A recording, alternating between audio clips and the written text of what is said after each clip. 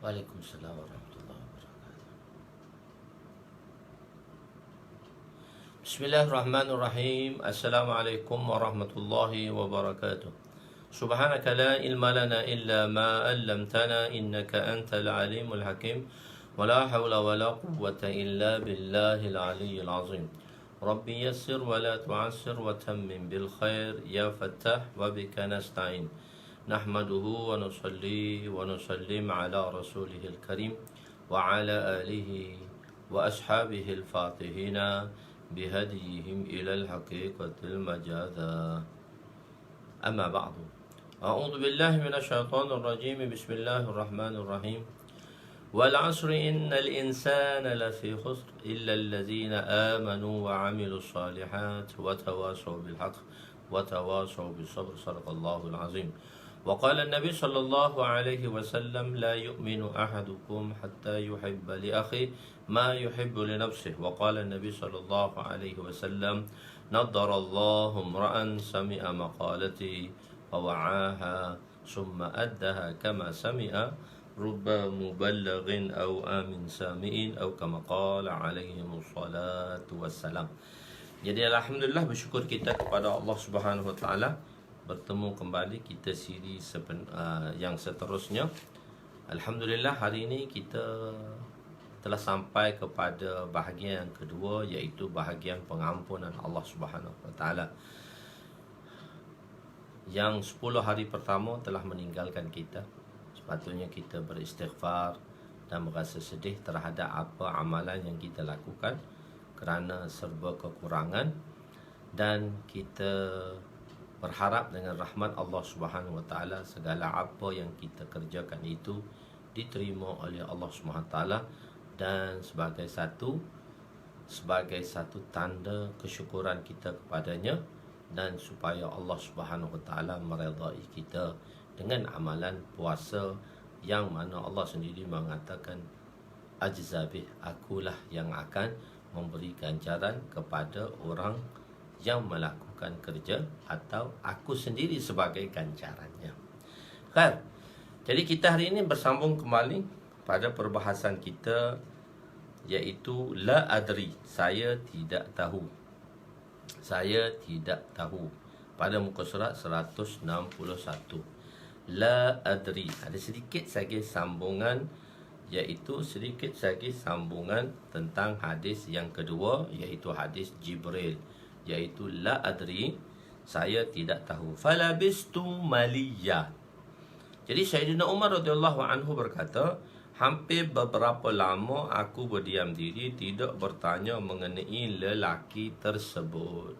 Jadi bila setelah Sayyidina Jibril alaihi salam meninggalkan Nabi dengan pertanyaan-pertanyaan yang telah ditanya oleh baginda Jibril alaihi salam kepada baginda sallallahu alaihi wasallam, dan iaitu beliau meninggalkan baginda sallallahu alaihi wasallam, iaitu dia telah meninggalkan. Jadi lelaki itu jadi sama-sama diam setelah pergi falabistu maliya, jadi agak beberapa lama. Dalam sebahagian riwayat 162 menyatakan setelah 3 hari baru bangkit balik cerita. Ada setengah riwayat mengata falabistu maliyan, beberapa ketika lah, beberapa jam selepas itulah, lepas pemergian dia tadi. Atau ada riwayat mengatakan sampai 3 hari. Perkara ini tak ditimbulkan siapakah lelaki yang hadir tadi. Setelah Rasulullah sendiri pun bertanyalah kepada Sayyidina Umar. Jadi tak ada siapa timbulkan masalah tu, tak tanya tentang masalah tu. Maka lelaki tadi, maka Rasulullah sendirilah bertanya kepada Sayyidina Umar radhiyallahu anhu. Rasulullah sendiri bertanya kepada Sayyidina Umar mengenai lelaki tersebut. Jawab Sayyidina Umar, wallahu rasuluhu a'lam, Allah dan Rasul lebih mengetahui. Allah dan Rasul lebih mengetahui.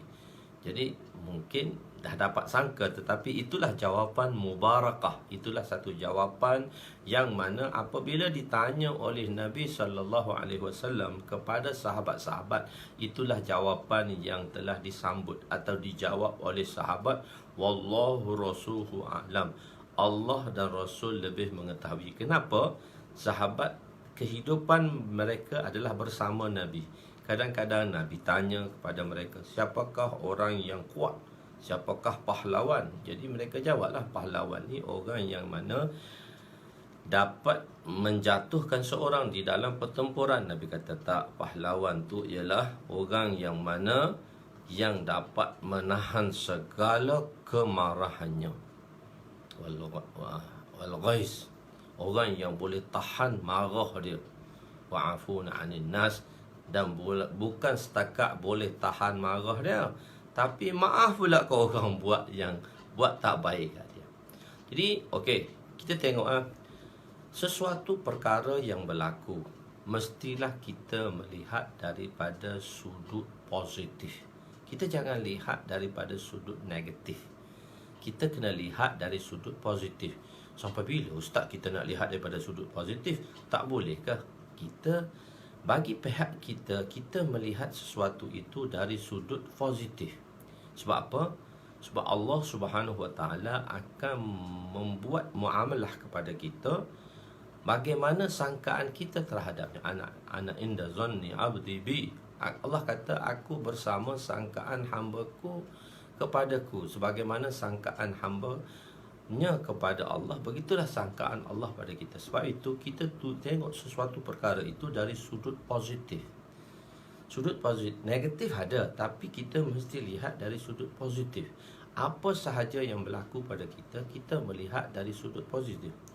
Asa tuhibbu syai'a wa asa tuhibbu syai'a wa huwa syarrul lak. Kadang-kadang asa takrahu syai'a fa huwa khairul lak. Ada satu benda yang mana kita rasa baik untuk kita, tapi dia tak baik pada kita. Asa tuhibbu syai'a wa huwa syarrul lak. Benda tu kita rasa seronok, baik pada kita, kita rasa okeylah, baik kot. Tapi Allah kata fa huwa syarrul lak, sedangkan perkara tu tak elok untuk kamu. Asa takrahu syai'a, satu benda yang kita lihat, kita rasa tak baik pada kita. Wa huwa khairul lak, sedangkan perkara itu terbaik untuk kita. Jadi sebab itu apa sahaja yang mendatangi kita, maka kita lihat daripada sudut positif. Misalnya kita berusaha supaya jangan kita ditipu, tapi kalau kita kerugian setelah kita berusaha, kita menjaganya baik, maka kita kehilangan sesuatu yang kita rasa kita seronok, kita rasa sedih. Tapi tak, kita kena fikir, ya Allah, setelah Engkau mengambilnya daripadaku, setelah aku menjaganya dan Kau mengambilnya daripadaku, sekarang dia bukan hak aku. Mungkin ya Allah, Engkau akan menggantikannya lebih baik daripada itu. Sebab kita tak tahu. Wallahu ya'lamu wa antum la ta'lamu. Anak bagi tahu bahawa di sini Allah tu mengetahui, kamu tak tahu. Jadi di sinilah apabila ditanya kepada Nabi sallallahu alaihi wasallam, bila sahabat bertanya kepada Nabi, maka sahabat akan menjawab wallahu rasuluhu a'lam. Sebab Allah mengatakan wallahu ya'lamu wa antum la ta'lamun. Engkau tak tahu, aku yang tahu. Jadi dalam muamalah tu, kau mesti sangka baik dengan aku. Kau mesti tengok kebaikan itu. Kau kena tengok dari sudut yang baik itu. Perlu daripada kegagalan kita ataupun daripada kerugian kita, kita perlu lihat. Kita perlu lihat kesalahan kita dan kita mencari. Tetapi jangan kita terlalu melihat kepada negatif. Tak, kita perlu ada point positif. Kita perlu ada positive thinking. Kita perlu ada sudut positif. Sebab Allah lebih mengetahui. Dan bila Allah mengetahui, dia dirujukkan kepada Rasul tu lebih mengetahui. Sebab apa? Sebab Allah menurunkan wahyu kepada baginda dan baginda akan mengetahuinya.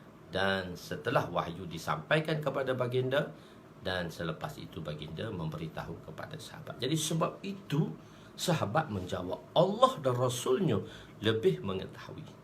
Jawapan ini adalah adat mubarakah para sahabat, dan jawapan inilah paling tepat kerana Nabi akan menjawab mengikut keadaan dan masa. Situasi dia begini, Nabi jawab macam ni. Masa dia begini, Nabi jawab macam ni.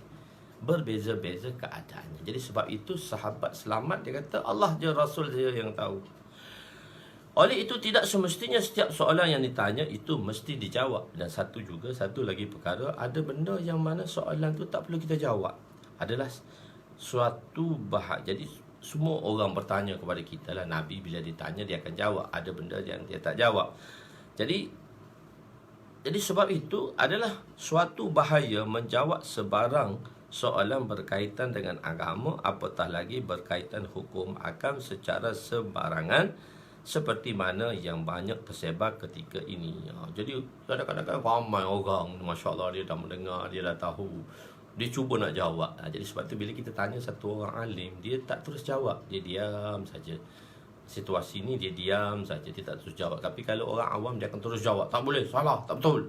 Gitu. Jadi tak betul. Jadi tak semestinya kita jawab. Jadi apatah lagi satu orang yang dia bukan ustaz.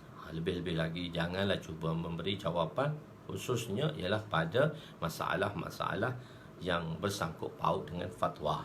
Mungkin disebabkan dengan terlibat dengan aktiviti dakwah dan sebagainya. Dalam aktiviti dakwah dia dah Masya Allah dah lama, ataupun aktiviti ilmiah dia pun dah banyak dah, Masya Allah, mendengar ustaz ni dan ustaz tu. Ini menyebabkan berlakunya kepincangan. Inilah suatu yang bahaya yang amat besar. Jadi ini bahaya yang amat besar lah. Dari perkara ni, dia satu perkara yang bahaya. Jadi khususnya mungkin dia terlibat dalam motivasi. So dia orang yang bercakap agama tapi dia bukan latar belakang agama, maknanya dia bukan latar belakang madrasah. Mungkin dia akan dapat buah-buah agama tadi dengan bersama dengan asatizah, bersama dengan para ustaz, ataupun dia selalu orang yang banyak mungkin membaca dan sebagainya. Jangan dia jawab, apatah lagi. Jadi sebab tu kalau satu orang dia tanya masalah saya tengah jalan, saya tak jawab. Kadang-kadang ada satu masalah tu tak perlu kita jawab dengan segera.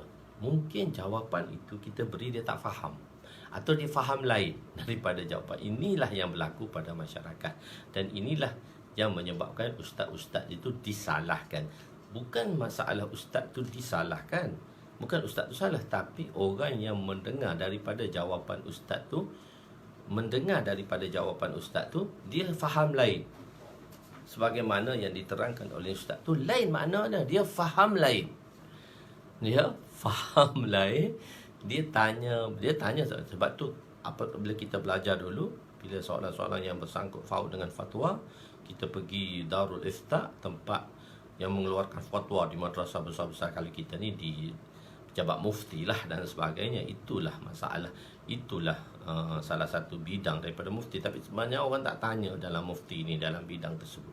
Jadi kalau kita tanya mufti, senang bila-bila perkara yang bersangkut paut dengan fatwa lah, untuk mudahkan kita, supaya tenangkan kita untuk memilih satu jalan. Dia satu jalan takwa dan satu jalan fatwa. Fatwa tu sudah di atas syariat yang betul.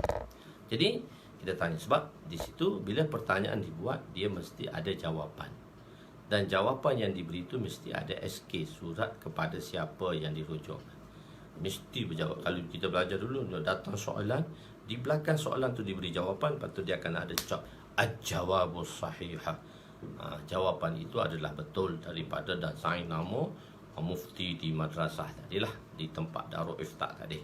Sebab apa? Takut beritahu secara lisan, orang tu dia faham lain, dan dia akan sampai kepada lain, dan dia nisbahkan kesalahan tu kepada ustaz tadi. Dia nisbahkan jawapan tu pada ustaz, sedangkan jawapan tu salah, dan orang lain akan kecam ustaz tersebut. Tak boleh.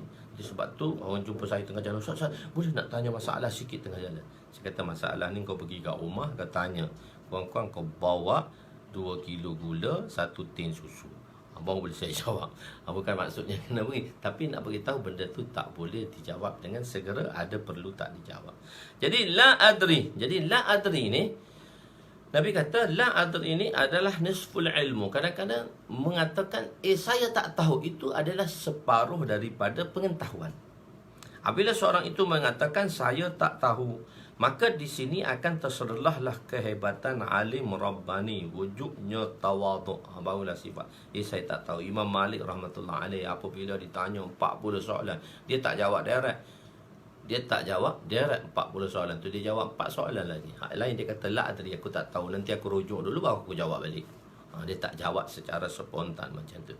Maka di sini akan terselahlah kehebatan. Jadi kalau kita tak jawab, orang tu kata, oh, ustaz setiap kali tanya tak jawab. Tak tahulah tu. Bukan tak tahu. Bukan masalah tu tak tahu, tapi masalah tu perlu diberitahu secara baik. Begitu. Jadi bukan itulah, walaupun orang kata apa, tak apa, itulah tandanya tawaduk. Kita bukannya tasanuk. Kita bukan buat-buat tahu. Tasanuk ni buat-buat tahu, sebenarnya dia tak tahu pun. Begitu. Ada riwayat mengatakan Sayyidina Abu Hurairah terdapat sedikit perbezaan dari segi lafaz. Dan sambungan daripada hadis ini, riwayat Sayyidina Abu Hurairah. Tadi riwayat Sayyidina Umar radhiyallahu anhu. Sekarang riwayat Sayyidina Abu Hurairah ada sedikit perbezaan dari sudut lafaz. Makna dia lebih kurang lah. Warawahu Abu Hurairah radhiyallahu anhu ma'akhtilafi fihi. Ma'akhtilafi. Ikhtilaf dia tak kata ma'al khilafi, tak. Ma'akhtilafi wa fihi, dan di dalamnya wa iza ra'aital hufatal urata as-summal buqma mulukal ard fi khamsin la ya'lamuhunna illa Allah summa qara'a innallaha indahu ilmu sa'ah wa yunazzilul ghais. Al-ayah muttafaqun alaih. Dalam riwayat Sayyidina Abu Hurairah, sambungan dia sedikit. Summa ra'aitul hufatal urata. Itu sama, tapi ditambah as-summal buqma. Summal buqma. Sayyidina Abu Hurairah meriwayatkan hadis ini daripada sedikit dengan sedikit perbezaan, perbezaan. Apabila kamu melihat orang yang tidak berkasut, lagi tidak berpakaian yang sempurna, satu lagi summa pekak. Pekak saya bracketkan situ, bukan setakat pekak. Pekak di sini orang yang tidak mendengar kebaikan. Lagi bisu. Bisu di sini orang tu nak cakap baik pun susah. Dan orang yang buruk sebegini, orang-orang ni mafhum dia tak eloklah orang tak kuat baik menjadi raja di atas muka bumi. Dah tak ada orang baik, jadi orang yang tak baik lah akan jadi raja. Mereka sibuk memikirkan, Masya Allah, bukan setakat tu dia fikir pula berkenaan ilmu perkara, berkenaan 5 perkara yang tidak mengetahui. Benda yang 5 perkara ni tak ada siapa tahu kecuali Allah, tapi dia cuba nak tahu juga. Fikir dia, mengikut pendapat saya begini, pendapat saya begini. Dia tafsir dia sendiri pula. Ngaji pun tak tafsir dia sendiri, mentafsir surah Al-Baqarah. Ngaji agama 1 hari pun tak. Maksud ngaji surah nang 1 hari pun tak. Dia tafsir surah Baqarah, menulis tafsir surah Baqarah. Tak tahu dia tafsir dengan apa, tak tahu. Tak tahu dia tafsir dengan apa. Lepas tu dia hantar pula ni, Ustaz, ni saya dah buat surah Baqarah, ni saya dah tafsir ni saya ni. Dia mengaji pun tak. Dia ikut otak kepala dia, mana boleh. Macam tu. Kemudian 5 perkara tidak mengetahui melainkan Allah SWT sahaja. Kemudian baginda atau rawi ini kepada hadis ini atau baginda. Qala rawi, qala rasul. Membaca ayat. Sesungguhnya di sisi Allah lah pengetahuan tentang hari kiamat, dan dialah yang menurun hujan. Hadis dalam surah Luqman ayat 34. Hadis ini muttafaq alaih. Dalam riwayat yang sedikit ini dengan riwayat panjang, dimasuk riwayat sedikit ni, riwayat ni riwayat muttafaq alaih. Riwayat sana tadi riwayat Muslim sahaja. Begitu. Sayyidina Abu Hurairah radhiyallahu anhu, Abu Hurairah bin Amr bin Abdusyam bin Zushairi bin Zarif bin Itab bin Abi Su'ud Ibnu Mas'ud, ini dalam ilmu tarikh lah, menukilkan bahawa sebahagian sahabat telah berkata, Sayyidina Abu Hurairah berkata, namaku pada zaman jahiliyah Abdusyam bin Sakar. Lalu baginda memberi nama kepadaku Abdurrahman. Abdurrahman diberi nama Abdurrahman. Sayyidina Abu Hurairah nama dia Abdurrahman. Abdurrahman. Tapi orang tak kenal Abdul Rahman tu siapa? Orang akan kenal Sayyidina Abu Hurairah radhiyallahu anhu. Sayyidina Abu Hurairah radhiyallahu anhu orang yang banyak meriwayat dengan hadis daripada Nabi. Beliau masuk dalam 3 tahun setengah Islam. Tahun ke-7 Hijrah beliau masuk Islam, dan sampai 11 Hijrah di awal bulan Jamadil Awal Rasulullah dah wafat. Jadi beliau bersama dengan Nabi lebih kurang beberapa tahun, 3 tahun lebih saja bersama dengan Rasulullah sallallahu alaihi wasallam. 7 Hijrah dan sampai 11 saja, 3 tahun lebih saja bersama dengan Nabi. Tapi orang yang banyak memberi tumpuan pengajian, dan di antara sahabat yang paling banyak meriwayatkan hadis ialah Sayyidina Abu Hurairah radhiyallahu anhu. Sayyidina Abu Hurairah radhiyallahu anhu meriwayatkan, saya tulis di sini, lebih kurang 5,300 hadis dalam masa 3 tahun yang diriwayatkan oleh beliau. Tapi yang biasa masyhurnya dengan bilangan tepatnya iaitu 5,275 hadis. Lebih kurang lah, sekarang lebih kurang belakang macam tu bilangan dalam dari segi rawi-rawinya perbezaan itu di sikit. Jadi kita letak dalam satu bilangan yang lebih kurang iaitu 5,300 hadis. Sayyidina Abu Hurairah telah saya jelaskan dahulu, sahabat-sahabat yang muda banyak meriwayatkan hadis dibandingkan dengan sahabat-sahabat yang tua, sebab mereka ni hidup masa yang panjang walaupun selepas wafatnya Nabi sallallahu alaihi wasallam. Sayyidina Abu Hurairah hidup sebelum Rasulullah wafat ialah 49 tahun lagi. 49 tahun, 48 tahun, 49 tahun. Sebab Sayyidina Abu Hurairah mati tahun 59. Rasulullah wafat tahun 11. Jadi 48 tahun Sayyidina Abu Hurairah. Jadi 48 tahun ni satu benda yang lama. Jadi orang-orang yang datang selepas itu boleh mengambil hadis, meriwayatkan hadis daripada Sayyidina Abu Hurairah yang dengar sendiri daripada Nabi. Jadi makin pendek rawinya, maka sanadnya makin pendek. Bila sanadnya pendek, maka kita panggil sanad tu ali, sanad tu tinggi. Sanad tu tinggi, sanad tu ali. Saya kalau dalam sudut hadis, kalau dia riwayat daripada ustaz kami, iaitu lebih kurang 20 dan lebih kurang 33, lebih kurang 31. Tapi kalau ambil daripada riwayat iaitu Maulana Abu Hasan Al-Ladwi, kita untung 2 sanad. Kita untung dua sanad, iaitu 29. Jadi pendek lagi sanad kita. Begitu. Khair. Dan perkataan Nabi fi khamsin, mereka ni memikirkan tentang 5 perkara. Fi khamsin ni kalau kita tengok dalam segi bahasa Arabnya, fi tu huruf jar. Huruf jar ni dia adalah kata sendi. Jadi kata sendi dia mesti bergantung kepada perbuatan sebelumnya. Perbuatan ke dia kata masdar ke kata asal ke, perbuatan ni dia muta'alliq lah. Dia mesti ada pergantungan sebab dia itu kata sendi. Jadi dia bersangkut paut dengan yatafakkaru. Jadi fi khamsin ni kita kalau tengok satu i'rab, kita kata muta'alliq kepada yatafakkarun. Yakni apa maksud dia? Mereka sibuk memikirkan mengenai 5 perkara yang tidak diketahui melainkan Allah. Duk sibuk 5 perkara ni. Allah Ta'ala kata, kau tak payah tahu pun tak apa. Benda tu, ada benda yang mana Allah suruh kita tahu, ada benda tu wajib kita tahu dan pelajari. Ada perkara yang mana Allah kata, aku tak suruh kau tahu, aku suruh kau beriman dengannya sahaja. Jadi maka ni ada orang yang mana dia cuba nak tahu apa. Jadi benda-benda tu. Jadi fikir 5 perkara, tak ada siapa tahu kecuali Allah. Dan ataupun fi khamsin tu muta'alliq kepada ilmu qiyamis sa'ah. Dakhilun ilmu qiyamis sa'ah. Jadi 5 perkara itu ilmu mengenai bila berlakunya kiamat, termasuk di dalam perkara yang tidak diketahui melainkan Allah. Bila berlaku hari kiamat, tak ada siapa tahu kecuali Allah. Sebagaimana firman Allah Ta'ala, innallaha indahu ilmu sa'ah wa yunazzilul ghais wa ya'lamu ma fi arham wa ma tadri nafsum ma za taqsibu ghada wa ma tadri nafsum bi ayyi ardin tamut innallaha alimun khabir.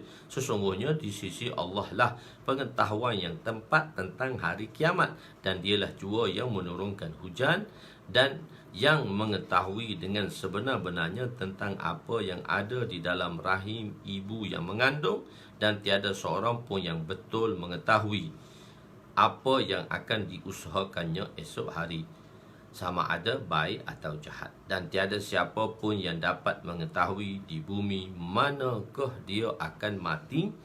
Sesungguhnya Allah Maha mengetahui lagi amat meliputi.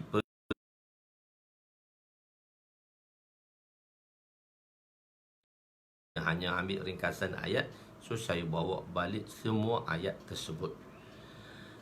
Jadi mengetahui ada perkara yang mana Allah tak suka. Benda yang kita tak tahu, Allah tak suka untuk diberitahu, dan dia tak suka untuk kita mengetahuinya. Jadi kadang-kadang begitu. Jadi sebab itu kadang-kadang Allah ajar Nabi SAW tentang perkara yang mana kalau dia tak tahu, Allah tak suka. Jadi Nabi Musa AS dia kata, bila Allah SWT tanya siapakah yang paling berilmu, dia kata saya. Jadi Allah tak suka dengan jawapan tu, sebab Allah kata kau tahu pun kau kena pergi belajar lagi dengan orang yang mana yang lebih rendah daripada engkau, tapi ilmu dia lebih tinggi daripada engkau di segi darjat lah. Sebab pergi belajar dengan Nabi Khidir AS. Nabi Khidir tu Nabi je, Nabi Musa AS Nabi serta Rasul. Terpaksa belajar dengan orang yang Nabi Khidir AS. Jadi Allah Ta'ala tak suka. Jadi sebab itu apa sahaja perkataan kita kata insya-Allah. Benda ni kita kata insya-Allah. Apabila orang-orang Mekah datang kepada Nabi nak tanya tentang Ashabul Kahf. Ashabul Kahf. Jadi dia kata, Muhammad cerita sikit tentang Ashabul Kahf ni kepada kami. Nabi ni kata, esoklah aku bagi tahu. Terlupa nak kata insya-Allah. Jadi sebenarnya Nabi berharap bahawa selepas ini ataupun malam ni Jibril alaihissalam akan datang untuk menyampaikan wahyu kepadanya dan akan memberitahu tentang Ashabul Kahf.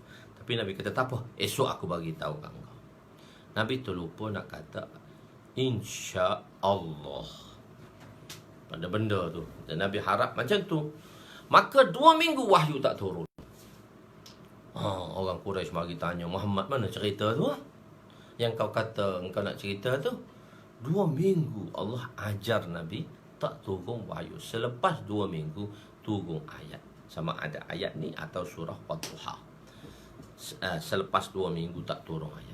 Wala taqulanna li syai'in inni fa'ilun zalika ghada illa an yasha Allah. Wala taqulanna li syai'in, jangan kamu berkata sesuatu, inni fa'ilun zalika ghada, esok aku akan buat. Pasti aku akan buat esok. Illa, kecuali insya-Allah. Kamu kata insya-Allah. Jadi kena kata insya-Allah dulu.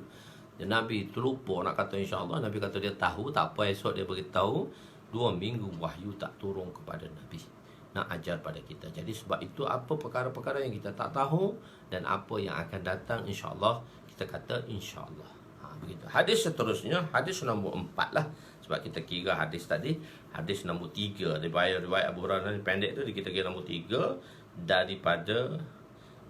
daripada bab ini, daripada Kitabul Iman. Nombor 3 tu daripada keseluruhan. Hadis keempat daripada keseluruhan daripada bab itu, daripada Kitabul Iman nombor 3.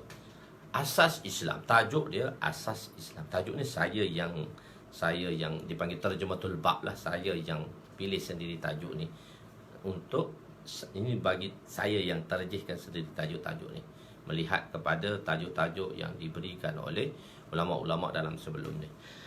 Bismillahirrahmanirrahim. Wa an Ibn Umar radhiyallahu anhu qala Rasul sallallahu alaihi wasallam, buniyal islamu ala khamsin, syahadati an la ilaha illallah wa anna Muhammadan abduhu wa rasuluhu wa iqamis salah wa ita'iz zakah wal hajjil wa shaumi ramadhana muttafaqun alaih. Jadi kan macam mana pengarang pertama membawa hadis ni qala Rasulullah. Imam Baghawi rahmatullahi alaih bawa hadis ni dengan qala Rasul sallallahu alaihi wasallam, tak bagi tahu siapa rawinya. Jadi pengarang kedua menyusun kembali mengatakan dia nak meletakkan di depan hadis pertama itu nama sahabat, dan beliau telah letakkan nama sahabat yang meriwayatkan hadis ini Sayyidina Abdullah bin Umar. Dan beliau telah meletakkan di akhir hadis tadi manakah rujukan diambil daripada hadis tersebut. Sebab pengarang pertama tak cerita hadis tu daripada Amr, dia tak ada sanad. Mana dia pun bawa sanad. Jadi dia tak bawa an fulan, haddatsana fulan, haddatsana fulan. Cuma dia bawa hawalah, bawa kitab mana yang dia ambil, iaitu daripada muttafaqun alaih. Dan muttafaqun alaih ini maksud kita adalah daripada Bukhari dan riwayat Bukhari dan riwayat Muslim. Dua riwayat ini kita panggil dia muttafaqun alaih. Jadi sanad dia haddatsana fulan, anba'ana fulan, akhbarana fulan tu ialah di dalam Bukhari nanti rujuk. Sebab bila dalam Bukhari dia ada berserta sanad terus. Dibawa di sini berserta sanad. Okey. Kan? Terjemahan. Sayyidina Umar radhiyallahu anhu meriwayatkan bahawa Rasulullah sallallahu alaihi wasallam bersabda, Islam itu dibina atas 5 perkara. Jadi 5 perkara tu kenapa 5 perkara? Saya tak tulis, saya tak perbahasan. Saya bawa sedikit perbahasan tu di dalam footnote.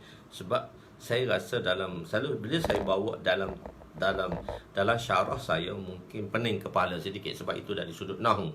So saya bawa dalam footnote. Nahu tadi saya bawa footnote bagi mereka yang berhajat, bagi asatizah. Dia nak tengok dari segi nahu dia, grammar nahu dan sebagainya. So saya bawa di dalam footnote di bawah tadi. Khair. Pertama ialah bersaksi. Di atas 5 perkara. Pertama bersaksi. Bersaksi itu pula ada 2 pula. Bersaksi itu. Pertama bersaksi, syahadah. Pertama syahadah. Saya bawa dalam riwayat itu syahadati dengan kasrah, syahadati. Sedangkan syahadati itu dia ada boleh 2 baca, boleh 3 wajah baca. Syahadatu boleh baca, syahadata boleh baca, syahadati boleh baca. Marfu pula dia ada 3 keadaan pula marfu. Kenapa dia cerita? Sebab tu saya kata itu dari sudut nahu lah perbahasan. Kita baca syahadatu pun boleh, syahadata pun boleh, syahadati pun boleh. Kenapa? Dia ada punya dari segi grammar dan sudut grammarnya di situlah. So saya tak nak teranglah di sini. Khair.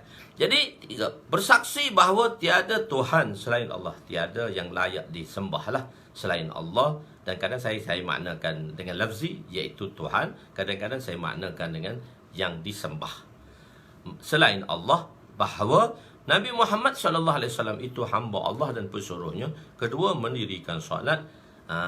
Ketiga, memberi zakat. Keempat, menunaikan haji. Kelima, berpuasa. Kenapa pula patutnya yang haji itu nombor 5? Kenapa letak nombor 4? Sebab itu kadang-kadang dia susunan. Dia panggil tertib zikri, susunan. Susunan itu tak menunjukkan manakah amalan tu sepatutnya dahulu atau belakang. Dia panggil tertib zikri saja. Dan saya telah ceritakan mula-mula sekali macam mana makna laful nasyar murattab, laful nasyar ghair murattab. Itu dari sudut nahwu saja. So dia kadang-kadang disusun dari sudut begitu. Khair, penerangan saya bawa sedikit tentang kisah siapa itu Abdullah bin Umar. Abdullah bin Umar ni anak kepada Sayyidina Umar radhiyallahu anhu bin Umar bin Khattab daripada kabilah Adawi Al-Quraisy. Beliau memeluk Islam bersama ayahnya di Mekah, sedangkan ketika itu beliau masih kecil. Hadrat Nafi', satu orang sahabat tabi'i, berkata rahmatullah alaih, mengatakan bahawa Ibnu Umar berkata, aku dibawa kepada baginda untuk menyertai Badar. Sedangkan Badar tu pada tahun 2 Hijrah. Aku masa tu umur 13 tahun je. Lepas tu baginda tidak membenarkan daku untuk berjuang di Badar. Begitu juga dalam peperangan Uhud. Setahun selepas itu umur 14 tahun. Baginda juga tidak mengizinkan daku. Dan baginda mengizinkan daku menyertai peperangan Khandaq setahun lepas tu, tahun keempat Hijrah. Ketika itu aku berusia 15 tahun. Itu usia 15 tahun tu usia macet dah. Usia macet dah. Usia macet dah, 15 tahun tu dah balik dan dia dah macet dah. Ibnu Umar radhiyallahu anhu meriwayatkan daripada hadis ini daripada Nabi, selain daripada beliau meriwayatkannya daripada Bilal dapat riwayat daripada Bilal, Rafi' bin Khudais dan sebagainya. Dan ramai lagi sahabat yang lain. Beliau wafat pada tahun 72 Hijrah. Ini sahabat muda di antara sahabat-sahabat yang banyak meriwayatkan hadis. 72 Hijrah. Tolaklah dengan 11.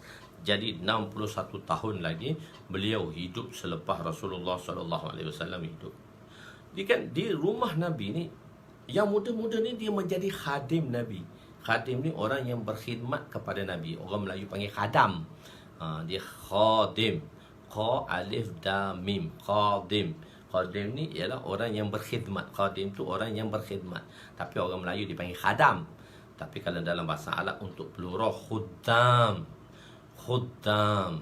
Khuddam. Kha da alif mim. Khuddam. Dia ada musyaddad pula di situ. Kha da alif musyaddad mim. Khuddam.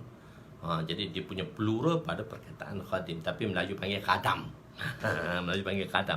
Kadang-kadang saya tulis khadam, kadang-kadang saya tulis khadim. Tengoklah, dimelayukan atau diarabkan. Khair. Jadi dia banyak di kalangan rumah Nabi SAW. Ini kita cerita tentang sahabat pula. Banyak di dalam rumah Nabi. Sayyidina Abdullah bin Umar, beliau duduk di rumah Sayyidatuna Habsah radhiyallahu anha, kerana Sayyidatuna Habsah itu isteri Nabi. Maknanya dia duduk dalam rumah Nabi. Dia duduk dalam keluarga Nabi saja, duduk dalam rumah Nabi. Dan begitu juga Sayyidina begitu juga Sayyidina Abdullah bin Abbas. Dia banyak duduk di rumah makciknya, iaitu Sayyidatuna Maimunah radhiyallahu anha. Sayyidatuna Maimunah itu adalah juga isteri Nabi. Sayyidatuna Maimunah, Sayyidina Abdullah bin Abbas, kalau tengok dari segi ayah, beliau adalah sepupu kepada Nabi SAW. Tapi kalau tengok dari segi makcik itu pula, beliau adalah anak saudara kepada Sayyidatuna Maimunah. Jadi tengok kat sebelah isteri, Sayyidina Abdullah bin Abbas ni anak saudara lah, anak saudara tiri lah. Anak saudara tiri, bukan anak saudara tiri, anak saudara lah. Anak saudara kepada isteri. Jadi sebab tu dia berulang alik dalam rumah, yang orang yang mana dia masuk rumah tu pun tak perlu berpurdah. Maksudnya dia tak perlu berpurdah macam mana orang biasa. Jadi rumah ni dia, sebab tu Sayyidina Abdullah bin Umar dia duduk dalam rumah kakak dia. Jadi Sayyidina Abdullah bin Abbas duduk rumah makcik dia. So banyak Sayyidina Anas radhiyallahu anhu, anak Ummi Sulaim. Ummi Sulaim ni saudara sesusu Nabi. So dia boleh pergi, dia anak saudara sesusu, dia boleh pergi dalam rumah Nabi. Begitu Sayyidina Anas bin Malik radhiyallahu anhu. Sayyidina Anas bin Malik radhiyallahu anhu, Ummu Sulaim. Jadi Sayyidina dan begitu juga hamba Nabi SAW, Sauban. Dan begitu juga Sayyidina Abdullah bin Mas'ud. Sayyidina Abdullah bin Mas'ud ni khadim Nabi semasa di dalam perjalanan. Jadi semua bila Nabi nak bersafar, Sayyidina Abdullah bin Mas'ud lah yang akan menyediakan semua persiapan Nabi. Sayyidina Abdullah bin Mas'ud, apa itu tentang bedding Nabi, tentang miswak Nabi, tentang lota Nabi, semua dia ni khadim dalam perjalanan Abdullah bin Mas'ud. Jadi banyaklah mereka ni lah yang kecil-kecil ni lah, umur usia muda ni lah bersentiasa bersama dengan Nabi, mendapat tarbiyah Nabi. Sayyidina Abu Hurairah juga di antara khadim Nabi SAW. Tapi mereka di luar rumah. Jadi dia banyakkan saudara susu dan sebagainya. Bila kita tengok dari sifat susuan pula, Nabi SAW, wanita yang menyusu Nabi 4 orang. Ada 4 orang wanita yang menyusui Nabi SAW. Satu ibu Nabi SAW, Ummu Sayyidat, itu ibu Nabi Aminah yang menyusu Nabi SAW. Kedua Ummur Ramman. Ummur Ramman juga yang menyusu Nabi SAW. Ummur Ramman ni dia adalah hamba kepada ayah Nabi, iaitu Abdullah. Hamba kepada ayah Nabi, dan dia juga disusu oleh Ummur Ramman. Dan ketiga Suwaibah. Suwaibah ni juga telah menyusu Nabi SAW. Suwaibah ni hamba kepada Abu Lahab, di mana Nabi SAW wafat. Bila Nabi lahir, maka Abu Lahab ni dia telah merdekakan Suwaibah, dan Suwaibah ni lah yang menyusu Nabi. khas untuk susu Nabi saja. Dan Suwaibah ni juga menyusu Sayyidina Hamzah radhiyallahu anhu. Sayyidina Hamzah radhiyallahu anhu, walaupun dia pakcik Nabi, tapi dia adalah adik-beradik sesusu Nabi. Bila Sayyidina Hamzah radhiyallahu anhu meninggal, dia telah meninggalkan satu anak perempuan. Jadi anak perempuan Hamzah itu adalah sepupu Nabi lah. Kalau dari segi kalau pakcik Nabi tadi, kalau Hamzah tu pakcik Nabi, tapi Hamzah tu juga ialah Sayyidina Hamzah tu juga ialah saudara sesusu Nabi. Jadi orang pun bila Sayyidina Hamzah radhiyallahu anhu wafat, meninggal dalam peperangan Uhud, dia meninggalkan anak dara dia. Maka orang sahabat telah mengatakan, ya Rasulullah kahwinlah dengan anak Hamzah. Itu adalah sepupu dia, kalau ikut sepupu boleh kahwin. Tapi Nabi kata tak, aku tak boleh kahwin dengan anak Hamzah, sebab anak Hamzah tu anak saudara sesusu aku. Jadi Nabi tak kahwinlah dengan anak Hamzah, sebab anak Hamzah tadi dia sepupu Nabi dari sudut susuan pula, dia anak saudara susuan. Jadi semacam mana halalnya nasab, begitu juga halalnya rada'ah. Rada'ah ni iaitu mengenai susuan. Dan Halimatus Sa'diyah yang menyusu Nabi sallallahu alaihi wasallam. Jadi 4 wanita yang diberi sa'adah, diberi kemuliaan untuk menyusu baginda sallallahu alaihi wasallam. Suwaibah, Ummur Rumman, ibu Nabi sallallahu alaihi wasallam, Aminah dan Halimatus Sa'diyah. Ini 4 mereka yang menyusu baginda sallallahu alaihi wasallam. Khair, Sayyidina Abdullah bin Abbas bin Umar adalah sahabat yang paling banyak meriwayatkan hadis. Di antara sahabat yang banyak meriwayatkan hadis lah. Ramai di kalangan akabirin, iaitu sahabat-sahabat yang tua, sahabat yang meriwayatkan sedikit sahaja meriwayatkan hadis. Orang lama ni sikit je riwayat. Antara mereka adalah Sayyidina Abu Bakar. Beliau hidup lebih kurang 2 tahun setengah selepas kewafatan Rasulullah. Umat tidak dapat mengambil manfaat periwayatan beliau kerana tempoh masa yang singkat ini. Oleh itu, tertib Allah ialah sahabat yang banyak meriwayatkan hadis ialah daripada galangan sahabat yang muda. Contohnya Sayyidina Abu Hurairah meninggal setelah 49 tahun sudah kewafatan Nabi. Sayyidina Anas, semasa kewafatan Nabi, beliau berusia di antara 19 tahun. Dia pergi datang rumah Nabi tu, Anas bin Malik tu, masa dia umur 9 tahun, 10 tahun. Dan 9 tahun atau 10 tahun dia berkhidmat rumah Nabi, 9 atau 10 tahun. Masa Rasulullah wafat dia baru umur 19 tahun. Tapi dia hidup lebih kurang 80 tahun lebih lagi. Rasulullah SAW dalam tempoh yang panjang boleh meriwayatkan. Orang panjang ini membolehkan ramai orang boleh menerima hadis langsung daripada mereka yang mendengarnya daripada Nabi SAW. Sayyidina Abdullah bin Abbas, Sayyidina Abdullah bin Umar, Sayyidina Anas radhiyallahu anhu, Sayyidina Abdullah bin Mas'ud. Mereka ini adalah orang yang mendekati Nabi. Sayyidina Abdullah bin Abbas duduk bersama Sayyidatuna Maimunah, ibu saudara beliau. Sayyidina Abdullah bin Umar bersama Sayyidatuna Hafsah, kakak beliau. Sayyidina Anas ialah khadam Nabi, merupakan anak kepada Ummi Sulaim, yang merupakan mahram Nabi.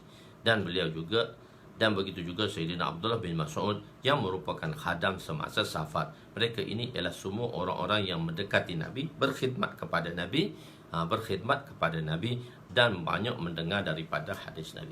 Khair, kita balik kepada hadis itu. Buniyal Islam. Okey. Ada kadang-kadang saya baca, di samping saya baca, saya terang. Ada perkara yang saya jelaskan dahulu, baru saya baca. Dia ada 2 keadaan yang mana saya akan memberi penerangan. Jadi tuan-tuan akan dapat tahulah macam mana cara saya nak tackle tuan-tuan untuk memahami satu benda. Di samping saya baca, saya terang. Ada perkara tu saya baca semua baru saya terang. Ada tu sebelum saya baca, yang saya tulis tu saya terang dulu. Okey. Sekarang saya nak bagi tahu pada tuan, sebab tuan-tuan kena tahu benda-benda basic yang saya nak sampaikan di sini. Jadi tuan-tuan boleh tahu keadaan saya di sini, so baru boleh memahami kitab yang saya nak karang ni, kitab yang saya tulis ni. Begitu dia kadang-kadang dia kena mengetahui. Kadang-kadang situasi penulis tu, kadang-kadang kita buat masuk satu benda yang kita tengah belajar, di situ kita masuk dalam pelajaran tu. Jadi atas pergi ambil, dia kena quarantine. Saya pernah ambil, dia dah tahu saya buat live, dia telefon pula. Ya Allah. Khair. Jadi begini ialah Islam itu dibina. Islam itu dibina atas 5 perkara. Okey, perkataan bunia, basic, foundation. Foundation sesuatu bangunan, dia duduk di mana? Foundation sesuatu bangunan tadi, foundation sesuatu bangunan dia berada di bawah tanah, tak nampak. Itu dipanggil foundation. Bangunan yang tinggi, tersegang indah. Bangunan yang tinggi itu tersegang indah ialah bangunan tinggi. KLCC 88 tingkat. Kenapa dia tinggi 88 tingkat? Sebab dia ada foundation yang kuat. Dengan sebab foundation tadi, dengan sebab foundation, maka berdiri tersegang indahnya KLCC boleh menampung ketinggian 88 tingkat. 88 tingkat. Tinggi tu. Tapi dia mesti foundation yang kuat, asas yang kuat. Kalau asas yang tak kuat, maka dia tak boleh mendirikan bangunan yang tinggi. Jadi Islam ni, dia ada 2 benda. Satu asas, satu bangunan tu. Satu Islam, asas Islam, satu bangunan dia tu, struktur bangunan. 2 benda lah. Satu hak zahir yang kita nampak tersegang indah, satu lagi ialah foundation. Di sini Nabi nak cerita foundation. Di sini Nabi nak menceritakan tentang foundation tu. Foundation, tapi sebut foundation ni ialah, Nabi sebut foundation ni ialah 5 perkara. 5 perkara tu dari sudut bilangan. Tetapi 5 perkara ni dia adalah hanya 2 benda sahaja. Tengok, dalam Islam ialah kita ada, dalam Islam ni dia ada 5 benda asas. Imaniyat, dari sudut keimanan. 2, ibadat, dari sudut ibadat kita. Dan yang ketiga, dari sudut muamalat. Keempat, dari sudut muasyarah. Kelima, dari sudut akhlak. Imaniyat, ibadat, muamalat, muasyarah, akhlak. Ya, inilah sebenarnya syariat Islam tadi. Syariat Islam tu dia bukan hanya pada iman saja, bukan pada ibadat saja, tapi dia ada lagi dari sudut muamalat, dia ada lagi dari sudut muasyarah, dan dia ada lagi dari sudut akhlak. Jadi 5 perkara. So Nabi nak ceritakan asas ini 2 saja, foundation dia 2 sahaja. Asas dia di 5 perkara tadi sebenarnya 1 iman dan 4 lagi ibadat. 1 iman, syahadah la ilaha illallah wa anna Muhammadar Rasulullah tu dia panggil imaniyat, di bawah imaniyat, dan sembahyang, puasa, zakat, haji di bawah ibadat. Sebenarnya 5 tu berada di dalam dua asas iman tadi. Dua bahagian besar di dalam syariat. 2 bahagian besar di dalam 5 syariat tadilah. 5 syariat tadi. Tapi punca syariat ada 4, tapi syariat ni dia ada 5. Ada 5 syariat. Syariat dari sudut imaniyat, syariat dari sudut ibadat, syariat dari sudut muamalat, syariat dari sudut muasyarah, syariat dari sudut akhlak. Tapi syariat pula sumber dia daripada 4. Quran, hadis, ijma' dan qiyas. Sumber syariat tadi 4. Quran, hadis, ijma' ulama' dan qiyas. Ini kita bergantung kepada, ini adalah daripada ahli sunnah wal jamaah. Okey, setakat tu. Jadi basicnya ialah, basic dia tadi benda bawah tak nampak. Jadi maksudnya 5 perkara yang Nabi cerita tadi berada di dalam 2 bahagian, iaitu iman dan ibadat. Iman dan ibadat ni bunya, basic. Maksudnya dia foundation yang tak nampak. Dia foundation yang tak nampak. Bila dia foundation yang tak nampak, orang tak nampak macam banyak mana iman kita. Orang tak nampak banyak mana sembahyang kita. Sebab dia duduk di bawah. Tapi orang nampak imarah dia tadi. Bangunan tadi.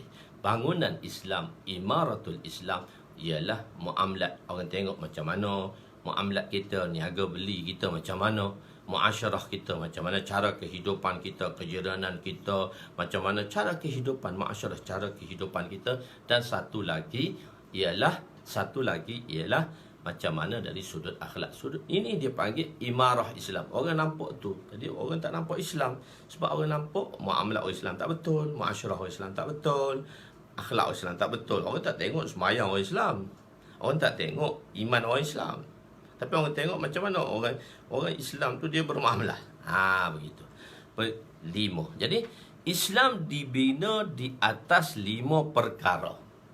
5 perkara. Di sini Nabi sebut 5 tapi dalam 2 bahagian. Okey. Dalam hadis ini Nabi telah membuat perumpamaan, iaitu suatu yang bukan bentuk fizikal, dengan dia panggil ghair mahsus, dengan perkara yang mahsus, yang dirasai, yang fizikal, yang boleh dirasai. Islam diumpama sebuah bangunan. Yang penting bagi sebuah bangunan ialah asas, foundation dia. Asas ini di bawah dan tidak nampak. Keseluruhan Islam terbahagi kepada 5: imaniyat, ibadat, muamalat, muasyarah dan akhlakiyat. Lafaz Islam, bunyat kita dah bahaskan. Islam pula. Apa perkataan bunyal al-Islam? Bunyal Islam. Al-Islam. Okey. Lafaz Islam yang dimaksudkan dalam hadis ini ialah dinul Islam. Lafaz Islam yang dimaksudkan dalam hadis ini ialah dinul Islam. Iqtiza lafaz Islam tadi. Bukan kepada dari segi ibarat sahaja. Makna dia adalah agama Islam. Lafaz Islam dalam hadis Jibril, akhbirni anil Islam, ialah rukun Islam. Dia menunjukkan tentang rukun Islam, 5 perkara. Tetapi di sini lafaz Islam ni dia bukan rukun Islam sahaja. Dia 3 sekali, iaitu rukun iman, rukun Islam dan ihsan. Boleh faham? Harap-harapnya faham lah. Jadi dinul Islam, dalam Islam tak apa dia? Dalam dinul Islam, agama Islam tak ada iman. Agama Islam tu ada rukun iman, ada rukun Islam. Agama Islam tu ada ihsan. Menunjukkan perkara-perkara ihsan. Apa itu ihsan telah kita jelaskan. Jadi tengok di situ. Lafaz Islam yang dimaksudkan dalam hadis ini ialah dinul Islam, cara hidup Islam. Beza dengan maksud hadis Jibril. Dalam hadis itu yang disebut akhbirni anil Islam. Al-Islam dalam hadis Jibril maksudnya rangka asas Islam sahaja, terdiri daripada 5. Ad-din dalam hadis ini bermaksud ad-din, maksudnya dinul Islam. Al-Islam tu, alif lam tu maksud ad-din. Alif lam tadi maksud ad-din, dinul Islam. Jadi dinul Islam sini 5 perkara tadi lah. Dia punya 5 bahagian tadi lah. Imaniyat, ibadat, muamalat, muasyarah, akhlak. Okey, boleh faham. Jadi dinul Islam. Islam maksudnya dinul Islam. Din tu apa? 5 perkara, 5 bahagian. Bukan 5 perkara, tak tukar 5 perkara, 5 bahagian lah. Imaniyat, ibadat, muamalat, muasyarah, akhlak. 5 perkara yang hadis ini, 5 perkara yang disebut tadi tu, bukan 5 bahagian ni, 5 perkara tadi terbahagi kepada 2 sahaja, iaitu imaniyat dan ibadat. Dalam 2 bahagian saja. Asas tu, basic tu 2 saja, iaitu imaniyat dan ibadat, yang merupakan asas bagi bangunan. Dan bangunan yang baki, dan bangunannya asas bagi bangunan, dan bangunannya ialah baki yang 3 lagi. Bangunan tu basic Islam, foundation. Bangunan dia apa dia? Muamalat, muasyarah, akhlak. 3 perkara ini dipanggil imaratul Islam, iaitu bangunan Islam. Macam mana dengan siasah? Macam mana dengan qada, hukum ahkam? Jadi siasah dan hukum ahkam ni termasuk di dalam muamalat dan muasyarah. Jadi dia termasuk di dalam sana, di dalam perbahagian, dia di dalam pembahagian di sana. Okey. Siasah dan qada. Maknanya orang kata Islam tu tak ada siasah ke? Oh, dakwah ni tak ada siasah ke? Tak ada politik ke? Ada, dia termasuk siasah dan qada dan sebagainya, termasuk dalam muamalat dan muasyarah tadilah. Dan akhlakiyat lah. Oleh itu manusia tidak dapat melihat Islam kerana hanya melihat kepada muamalat, muasyarah umat Islam yang tak betul. Orang tengok kita, Pak Haji tu, haji lah, tapi kepih atas kepala lah. Bohong. Haji lah, tapi niaga tipu. Itu ibadat dia betul, tapi muamalat dia tak betul. Haji lah, tapi dari segi kejiran tegur orang pun tak. Tegur orang pun tak. Tak boleh orang masuk sikit dalam rumah dia, tak parking kat kereta kat rumah dia, tengok letak selalu bekas. Sedang jiran sebelah aja parkingnya, tapi tak benar. Kena parking, tak boleh benar orang lain masuk. Haji dah pergi Mekah dah tu. Ibadat tu mungkinlah betul, tapi muasyarah dia tak betul. Begitu. Jadi orang akan lihat dari segi, sebab tu orang luar, iaitu non-Muslim, dia lihat macam mana muamalat kita, macam mana muasyarah kita, macam mana akhlak kita. Begitu. Hadis ini menyebut 5 amalan yang kembali kepada 2, kerana syahadah dan imaniyat. Kerana syahadah itu ialah imaniyat, dan 4 yang baki itu ialah ibadat. Okey. Syahadah. Kita balik kepada syahadah.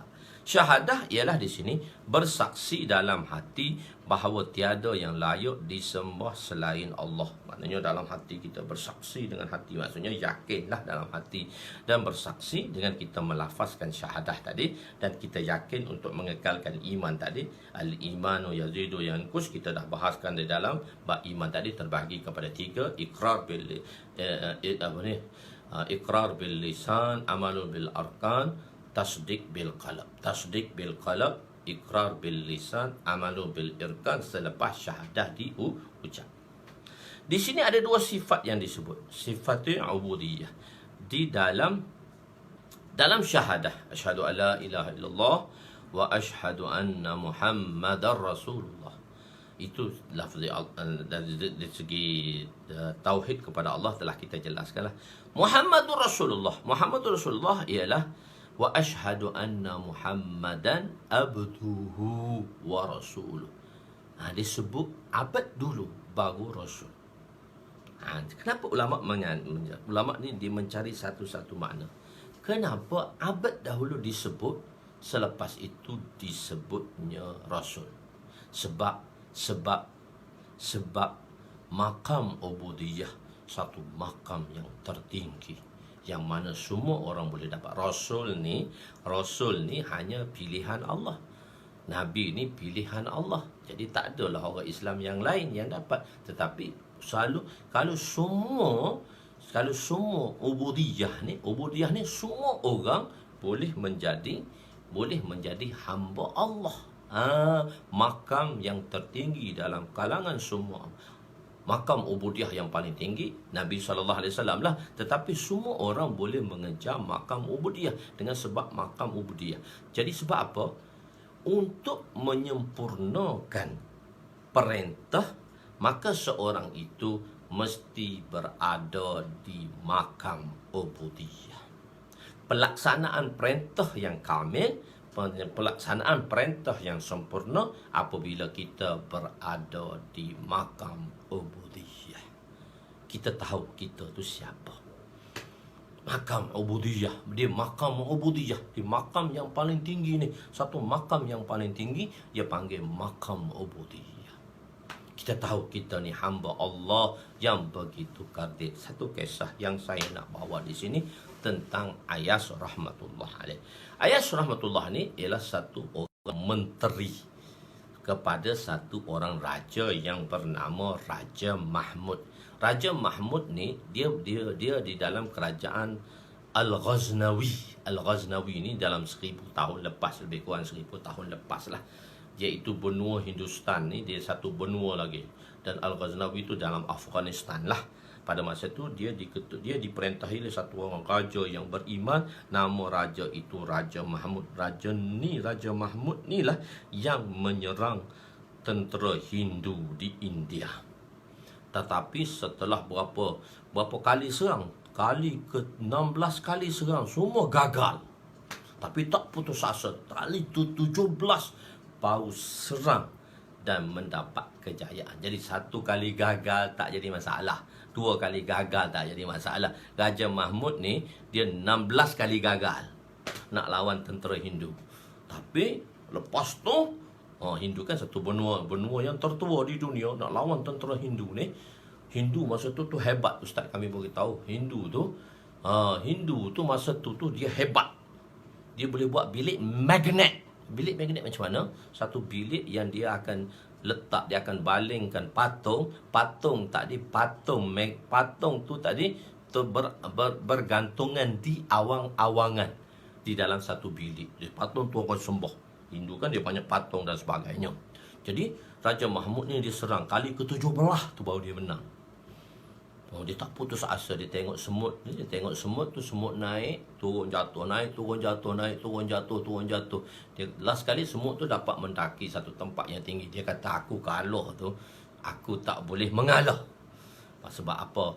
Di dalam kesempitan itu adanya kelapangan. Fa inna ma'al usri yusra, inna ma'al usri yusra. Sesungguhnya kesempitan itu dihimpit oleh dua kesenangan. Sebenarnya kenapa kita rasa susah? Sebab kita dihimpit oleh dua kesenangan. Sebelah kanan kita senang, sebelah kiri kita senang. Cuma kita perlu melangkah.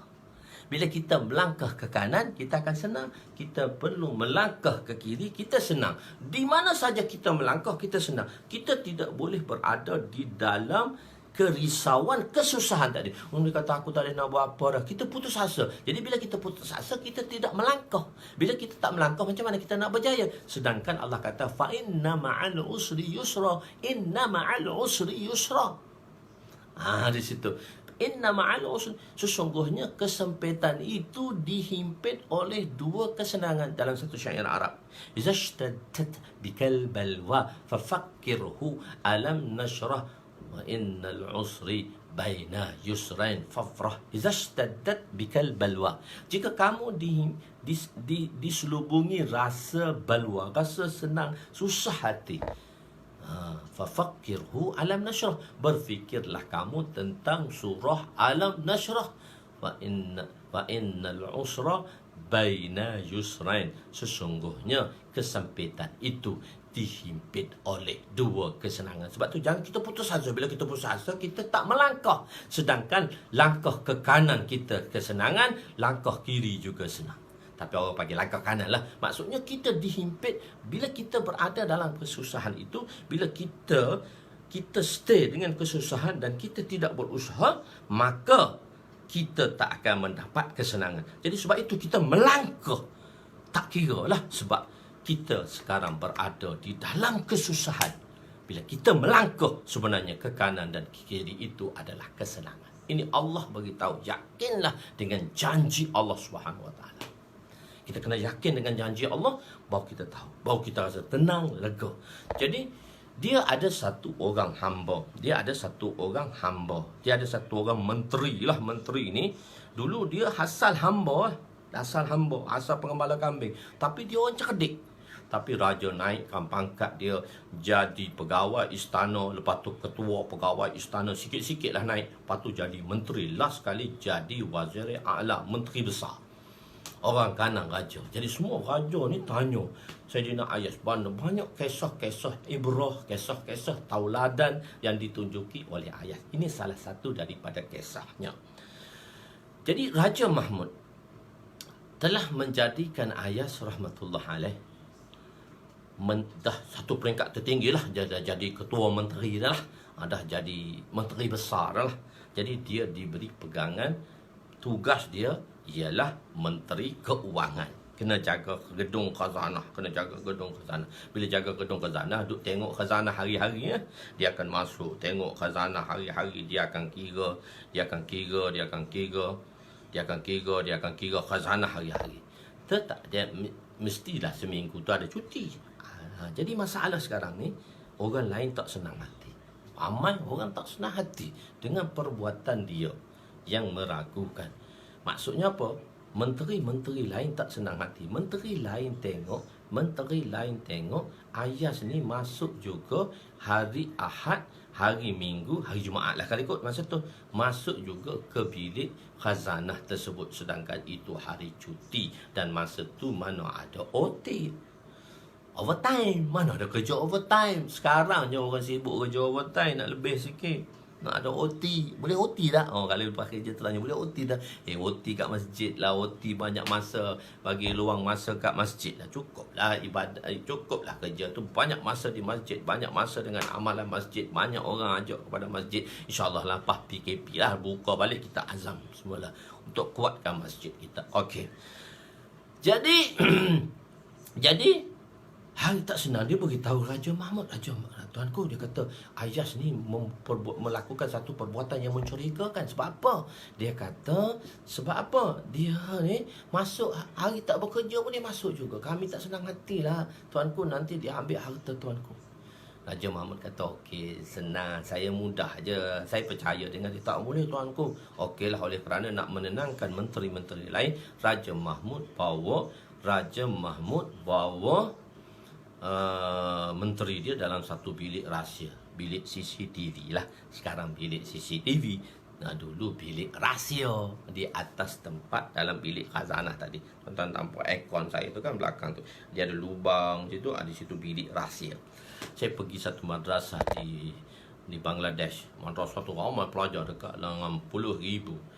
Dan kawan saya masa tu ayah dia dah meninggal. Kawan saya tu Maulana Ehsan juga. Kawan saya nama dia pergi tempat ayah dia. Biasa duduk di tingkat yang keempat. Bila duduk di situ nampak suasana madrasah.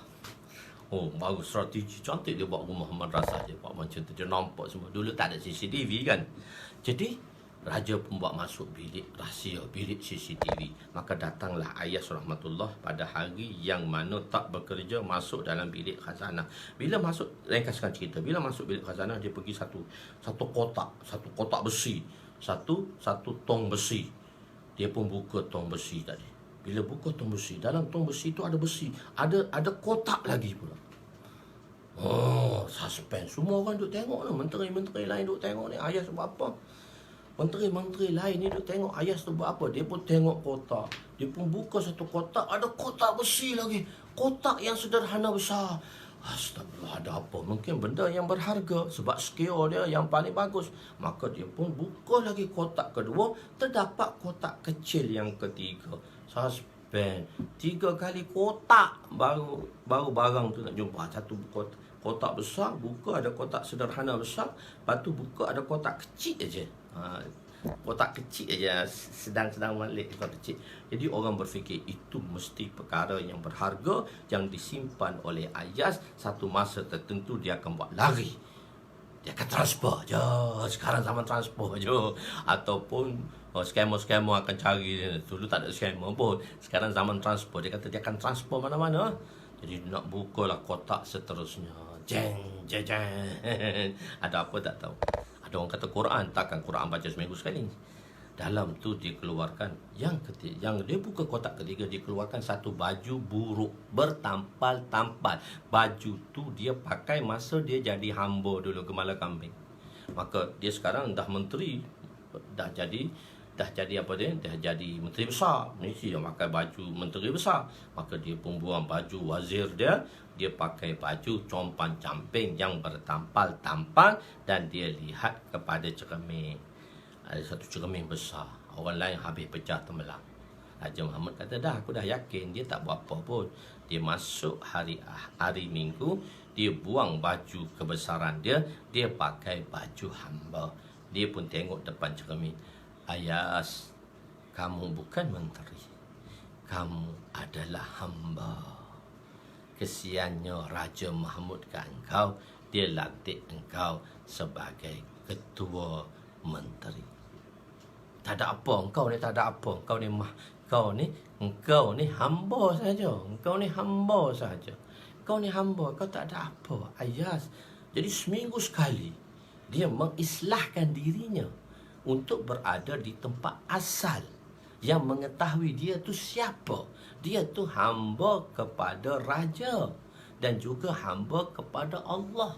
Raja Ayas mengetahui dia seorang hamba kepada Raja Mahmud. Kerana ihsan Raja Mahmud saja dia boleh naik pangkat. Kita siapa? Kita adalah hamba Allah. Sebesar manakah kita? CEO kah kita? COO kah kita? GM kah kita? Apa jenis kerja kita? Macam mana pangkat kita? Tapi kita adalah hamba. Maqam ubudiyah. Seminggu sekali kena islah, mencari jalan islah untuk mengetahui kita ni siapa.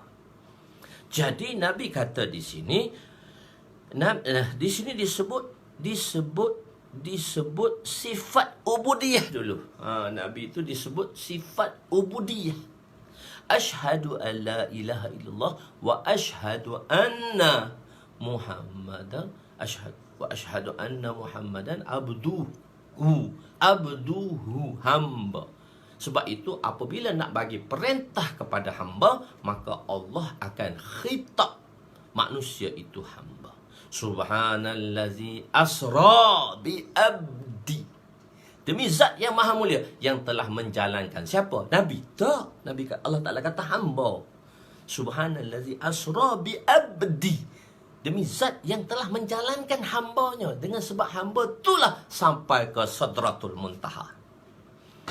Jibril pun tak boleh sampai. Subhanallazi. Jadi mana-mana ayat yang nak memberi perintah kepada Nabi, wa anzalnal kitab ala abdi. Kami telah menurunkan Al-Quran, kitab pada siapa? Ala abdi, kepada hamba-Ku, iaitu kepada Nabi. Makam ubudiyah ni satu makam yang paling tinggi dan semua orang boleh mencapai. Kalau tidak, Nabi saja maka Rasul. Jadi Nabi inilah ubudiyahnya yang tertinggi dan sifat rasuliyahnya juga tertinggi. Di sini ada dua sifat, sifat yang ubudiyah dan sifat risalah, iaitu kerasulan. Dan kedua-dua sifat ini kamil, sempurna yang ada kepada Nabi SAW.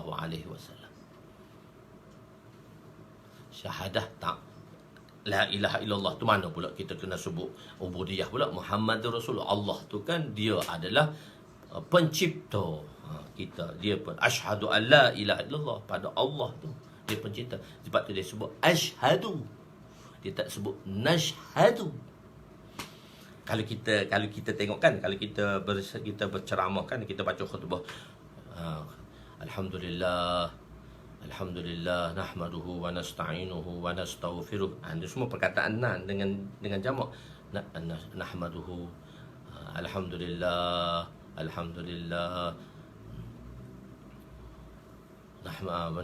Alhamdulillah nahmaduhu wa nasta'inuhu wa nastaghfiruh wa na'udzu billahi min syururi anfusina wa min sayyiati a'malina. Asyhadu an la ilaha illallah. Nahmadu, puji, kita kena puji beramai-ramai. Sebab Ahmadu, aku seorang yang puji Allah. Tak boleh puji, engkau tak boleh puji seorang kau kena puji ramai-ramai. Tapi syahadah, asyhadu, lafaz aku. Nahmaduhu wa nasta'inuhu wa nastaghfiruh, semua lafaz nun, iaitu dengan jamak. Wa nastaghfiruh wa na'udzubillahi min syururi anfusina wa min sayyiati a'malina. Asyhadu, dia tak kata nashhadu di situ, dia kata asyhadu. Bila kata nashhadu di situ rasa besar. Nashhadu, dah kami bersumpah dah, aku setiap orang tu mesti merasai hamba kepada Allah. Sebab kita hamba kepada Allah dan Nabi SAW. Khair. Jadi siapa Nabi? Setiap Nabi Allah memanggilnya dengan nama khitab. Nama Nabi, wahai Musa, wahai Ibrahim. Tetapi Allah memanggil Nabi dengan nama nubuwah, dengan nama risalah. Ya ayyuhar rasul, balligh ma unzila ilaika min rabbik, wa in lam taf'al fama ballaghta risalatah, wallahu ya'simuka minan nas. Ya ayuhan nabiyyu hasbukallah wa man ittaba'aka minal mu'minin ya ayyuhan nabiyyu hardidil mu'minin 'alal qital. Jadi setiap Nabi dia memberi khitab dengan perkataan itu. Wahai Nabi, cukuplah Allah itu menjadi pelindung, penolong dan juga pengikut daripada orang beriman. Wahai Nabi. Dan Nabi di sini Nabi dan juga mempunyai sifat ubudiyah yang sempurna, kerana hanya mereka yang mempunyai sifat ubudiyah yang sempurna sahaja yang dapat menunaikan perintah Allah secara sempurna. Satu lagi ialah saya nak sudahkan di sini. Saya nak masuk hadis esok, kita nak masuk hadis lain, hadis keempat, hadis kelima, cabang iman. Jadi Nabi kata ada satu sifat jalaliyah, ada satu sifat jamaliyah. Sifat Allah ni, nama-nama Allah ni ada 99, tapi ada terkandung dalam sifat jamaliyah dan ada lagi satu sifat jalaliyah. Tak boleh ingat nak habiskan, tak payah. Kita berhenti di situ sahaja. Sebab ada perkara yang nak disampaikan dalam sifat jamaliyah ini dan ada perkara yang nak disampaikan dalam sifat jalaliyah ni. Jadi ada benda saya nak cerita, bukan hanya setakat apa yang saya tulis saja. Sebab tuan-tuan seimbas lalu datang, saya akan ceritalah. Sebab tu nampak banyak sedikit cerita, sebab mungkin benda ni perkara-perkara baru dan perlu saya terangkan. Jadi kita berhenti di 166, sifat jamaliyah dan sifat jalaliyah. Dan Allah tu ada 99, dia dalam dua kategori, jamaliyah dan jalaliyah. Ada sifat yang Allah suka kita mendapatinya, ada sifat yang mana Allah tak suka kita mengambilnya. Wallahu alam, kita ambil di situ sahaja insya-Allah. Yang baik itu daripada Allah, yang kurang itu daripada kelemahan saya. Jadi kita mungkin PKP kita dah longgar, dah dilonggarkan sikit, jadi kita punya live pun tak ramai orang lagi ni, sebab ada yang telah bekerja dan sebagainya. Khair, insya-Allah nanti satu masa kita akan buat pengajian secara daurah nanti selepas raya lah. Ni tetap lagi lah, kalau 30 hari itu lebih kurang 40 jam lah pengajian. Jadi perkara-perkara yang nak disampaikan di sini ada banyak lagi lah kekurangan. Saya minta maaf, apa yang kurang itu daripada kelemahan saya, yang baik itu daripada Allah. Aku qouli hadza, astaghfirullahalazim li wa liwalidayya wa li jami'il muslimina wal muslimat wa lil mu'minina wal mu'minat ala ahya'i minhum amwat bi rahmatika ya arhamar rahimin ya awwalal awwalin wa ya akhiral akhirin wa ya zal quwwatil matin wa ya rahimal masakin wa ya arhamar rahimin. Zalamna anfusana wa in lam taghfir lana wa tarhamna lanakunanna minal khasirin. Ya Allah, ya Tuhan kami, ampunilah dosa kami, dosa ibu bapa kami, dosa abang kami, dosa kakak kami, dosa adik kami, dosa jiran tetangga kami, dosa sahabat handai kami, dosa warga kami, dosa datuk nenek kami, dosa asatizah kami, dan dosa seluruh ummati muslimah sekalian. Ya Allah, ya Allah, pandanglah kami dengan pandang rahmat-Mu, pandanglah kasih sayang kami, pandanglah kami dengan kasih sayang-Mu. Ya Allah, 10 Ramadan yang pertama telah meninggalkan kami, ya Allah. Ya Allah, maka datanglah hisah yang kedua, bahagian yang kedua, bahagian pengampunan-Mu, ya Allah. Ya Allah, ampunilah kami, ya Allah.